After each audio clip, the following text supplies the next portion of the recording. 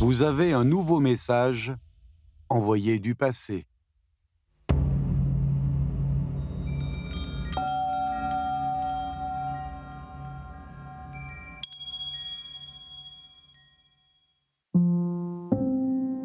Il est venu au monde avec un visage rond et un sourire d'enfant.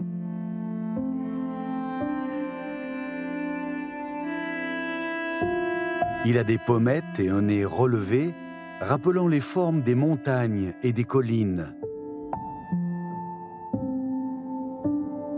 Ses yeux et ses sourcils sont sculptés comme des ravins et des rivières.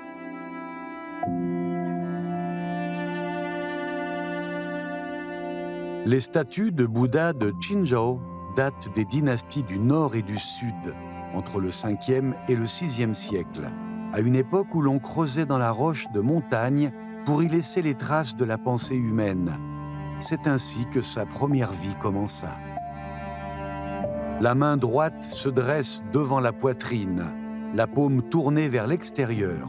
Il s'agit de l'Abhaya Mudra, geste symbole de protection et d'absence de crainte dans le bouddhisme.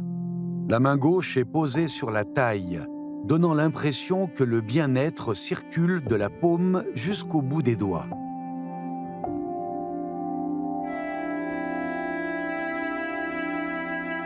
Le chapelet, fait de perles de corail, d'agates et d'autres pierres précieuses, reflète l'aspiration de l'humanité au bonheur ultime. Un monde où il n'y a ni guerre, ni pauvreté. En voici l'incarnation parfaite.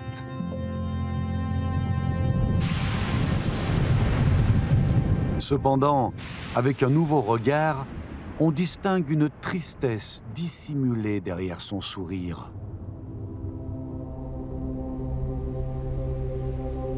Selon les archéologues, ces statues de Bouddha semblent avoir été ravagées par le feu à plusieurs reprises.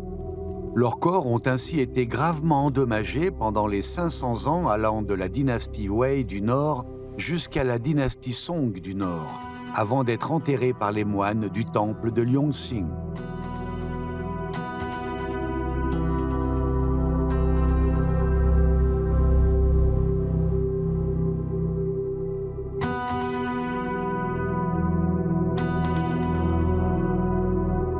Sous la surface du sol, ses membres se dégradaient peu à peu. Il attendait le moment où il reverrait la lumière du jour. En regardant de plus près, on constate des traces de restauration sur chacune des statues de Bouddha présentes dans cette pièce. Les hommes, en y consacrant leur vie éphémère, tentent de prolonger celle de ses œuvres.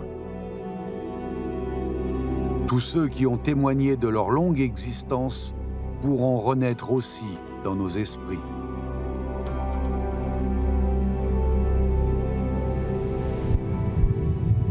« 1500 ans se sont écoulés, et au cœur de ces sculptures est enfouie une part des personnes qui ont croisé leur destin.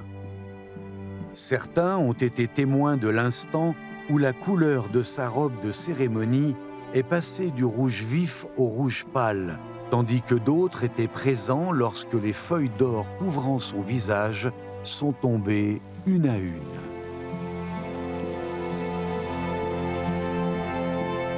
Mais vous pourriez vous demander pourquoi toutes ces pièces ne sont pas simplement assemblées pour lui redonner son apparence originelle. Eh bien, c'est parce qu'à travers ces innombrables cicatrices, nous y découvrons de précieux détails historiques, l'un après l'autre. Ces fragments sont marqués par les empreintes des hommes qui ont traversé la misère en allant de l'avant.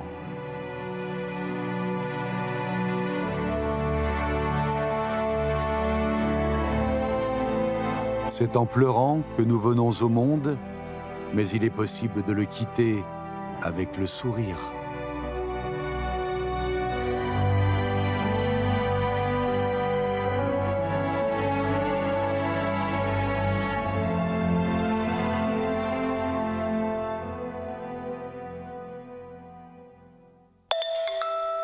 De nouveaux messages du passé attendent d'être lus